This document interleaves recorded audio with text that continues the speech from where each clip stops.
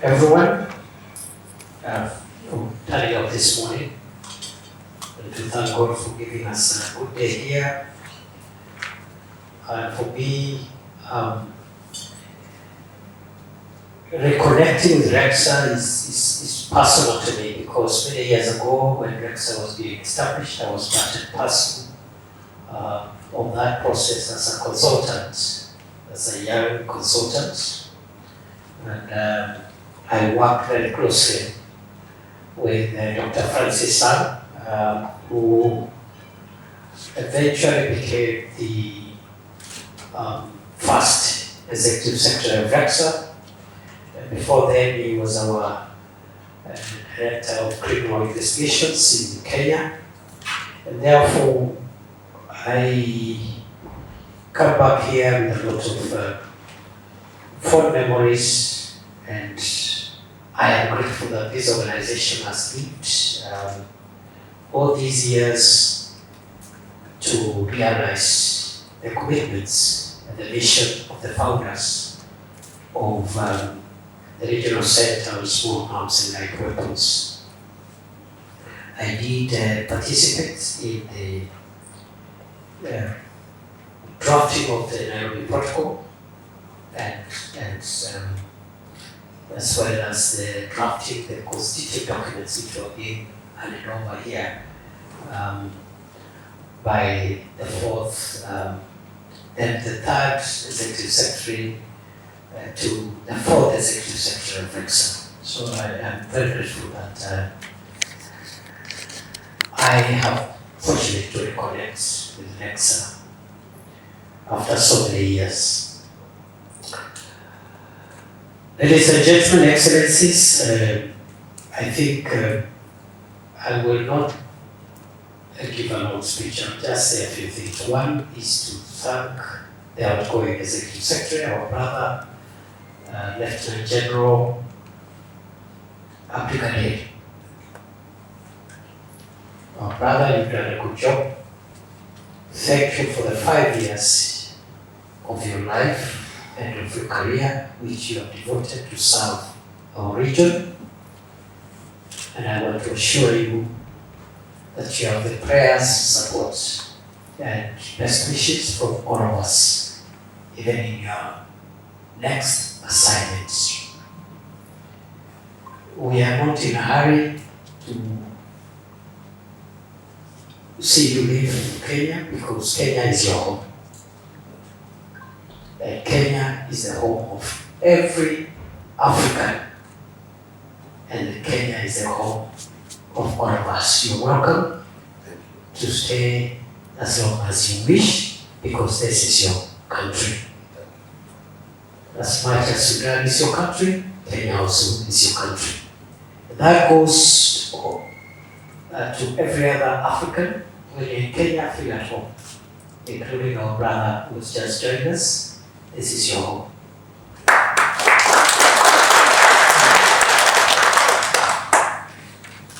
I also want to take this opportunity. You may be seated, General. Thank you very much. And once more, I can't thank you enough for what you've done for our region.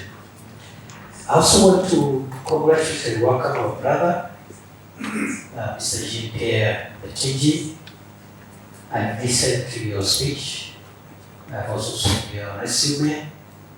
I am convinced that you are going to assist RECSA to achieve even greater heights, because you have the right experience, the right background, and the right frame of mind. Because I really wanted to hear what your vision is and what you are planning for this organization. And I think between the General and the incoming Executive Secretary, the organization's future is sure and guaranteed. I'm very happy and wish you well in your assignment. It's an honor for me to have presided over this exercise, and I think this is a good tradition which must be maintained over the transition from one administration to another, especially at the Secretariat. And since I assumed the chairmanship of the organization, I think this is a good, this is my first assignment. We had a slight delay to organize the transition due to events beyond the organization, but I'm glad now that delay is over, and I want to once again thank General Abdulkadir for standing in a little longer for a few months to ensure that we resolved the delays that were there to allow our brother to come and assume office. I want to assure you and the organization of my personal hands-on support to ensure that you succeed. I am not going to be an absentee chair. I am going to be there and work together with you and the member states to ensure that we achieve our common objective. And therefore my office is open, and I've designated a senior officer to assist you. Mr. Jenga Mary, who is there. It's a senior officer in the ministry who should assist between the secretariat and my office to make sure that any time there is need for consultation or whatever support you require, you get it in a timely manner. I am going to start by organizing an exit and entry meeting between the two gentlemen, the outgoing and the incoming executive secretaries in the next few days. So again, Mr. Jenga, that's your first assignment, to make sure that there is a proper exit and entry meeting between the two executive secretaries in the next few days, so that we can even concretize what we have achieved this morning.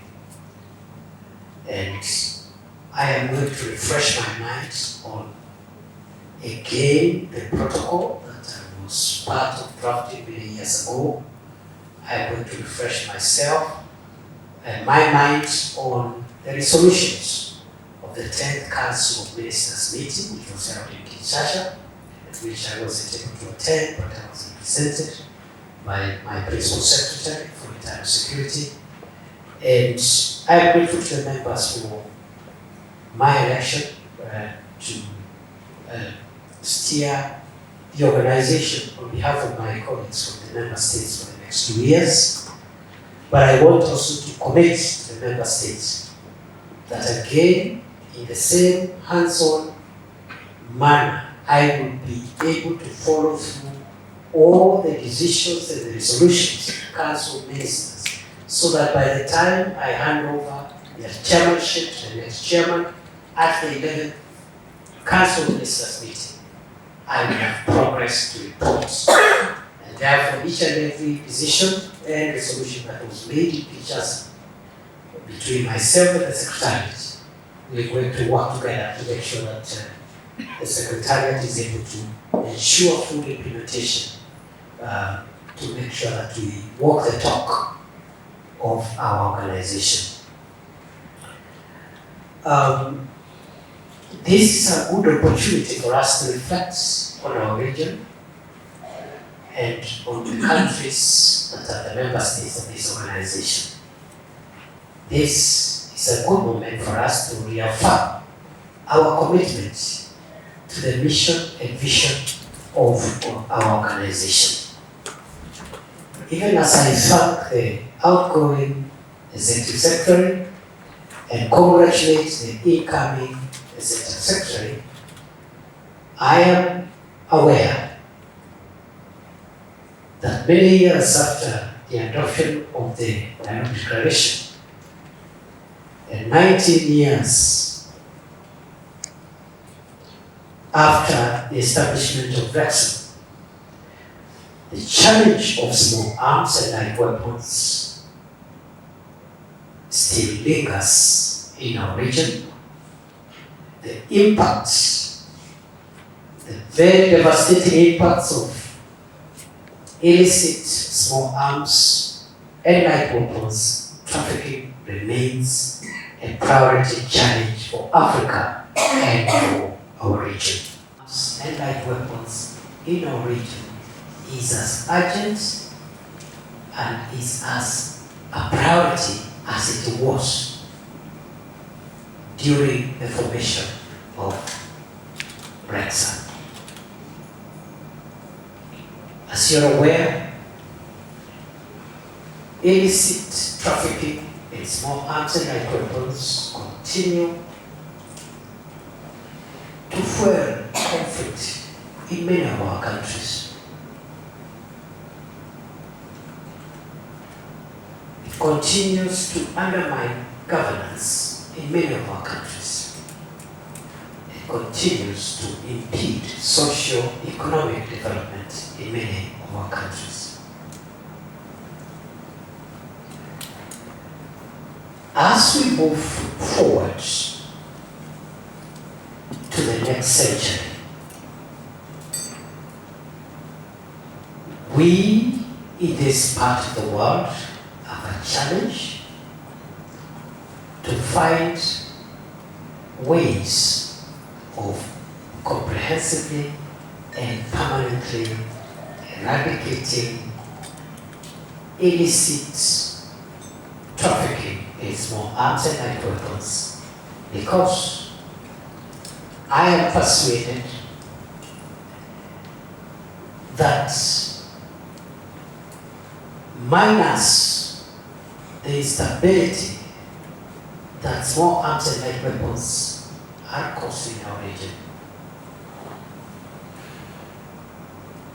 Africa is the next frontier for the civilization of the world. As you're aware, the participation of Africa in the first, second, third, fourth industrial revolutions has been minimal. And one of the reasons, among others, why our participation and contribution in impacting the world in the first four industrial revolutions, one of the main causes of that situation is the problem of conflict,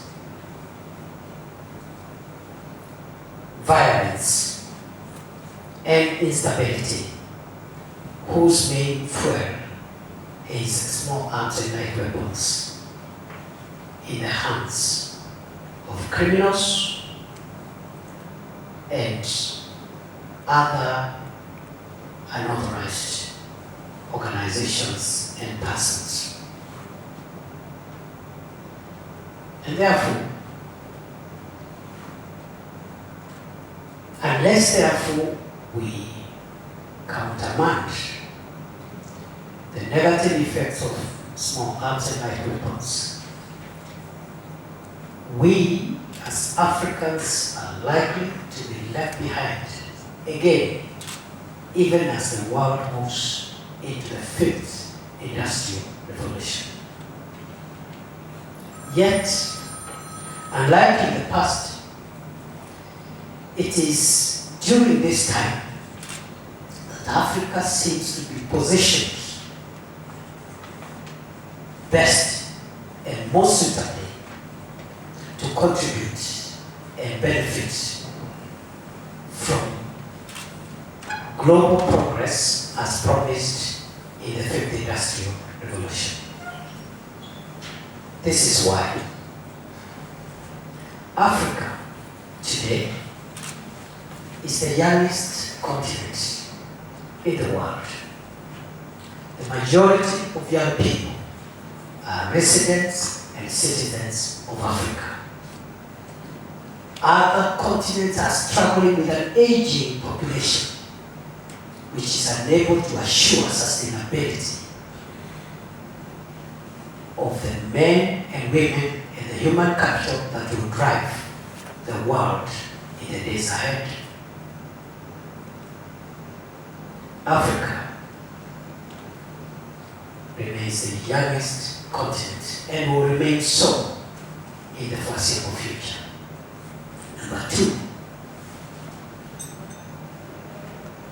almost 60% of arable and productive land is in Africa. Number 3, over half of the critical natural resources that drive the economies of the world, including critical minerals and other natural resources, timber, and the rest are domiciled on the soil of Africa. A combination of critical natural resources, a young population, and arable land only requires one item to catalyze Africa's movement to the next frontier. And that catalyst is peace and stability. I am persuaded, therefore, that if we stabilize our region and our continent, the future of the world lies in Africa. I am persuaded that if we make our countries peaceful and stable for local and foreign investment, and for innovation, and for productivity, so that we don't waste time as Africans killing each other and destroying ourselves and our infrastructure. I am persuaded the future of the world is in this continent. And therefore, I am looking forward to a commitment from each and every member state in this generation to turn around the fortunes of our region and the fortunes of Africa. And I dare say, with a stable continent where there is peace, stability, democracy, Africa will play a decisive role in the advances that the world is making towards the next industrial revolution. The next industrial revolution, which is going to, of course, be driven by science and technology, as is the case, but also artificial intelligence, the use of machines to do what human beings have been doing before, increasingly, but also the focusing of solutions, so that you don't have the silo solutions to the problems that you've been pursuing, so that you have comprehensive solutions of problems through the Internet of Things, and also the use of big data. Africa can drive the fifth industrial revolution. Africa can make contributions in maximizing the benefits of big data, artificial intelligence, and Internet of Things. But Africa must be safe, secure, and stable. And therefore, just as this issue of our stability, peace, security was urgent when this continent was founded, just as this matter of stability, peace, security, and democracy was urgent at the time when RECSA was founded 19 years ago, the urgency is even more profound today. Therefore, it is my prayer that the coming years and coming decades will lead to a safer and more secure region and continent. It is my desire that our region and our continent will eradicate the trafficking in illicit small arms and light weapons, promote responsible arms transfer, and support sustainable peace building for the region and for Africa. For us to be able to realize our vision as a region and as a continent, it is therefore imperative, in line with the resolutions of the Council of Ministers and the desire of this organization, that we make a case for the positioning of our organization as a specialized agency of the African Union on matters of control and management of small arms and light weapons. And therefore, going forward, I see as a priority for me as the chair of the organization at the moment, working together with the Secretariat, the priority of number one, full implementation of all the decisions and resolutions of the Council of Ministers. Number two, engagement with the member states so that we can support this organization politically, but also financially, to make sure that it realizes its objectives. And number three, make a case for the recognition of RECSA as a specialized agency of the African Union on matters control of small arms and light weapons.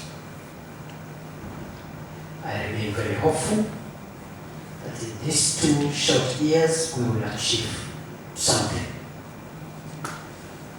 And therefore, mine is to salute all those who have stood with the vision of RECSA from the time it was founded until now, and to promise that we will build on what our predecessors have done, both at the ministerial level and I believe at the secretariat level.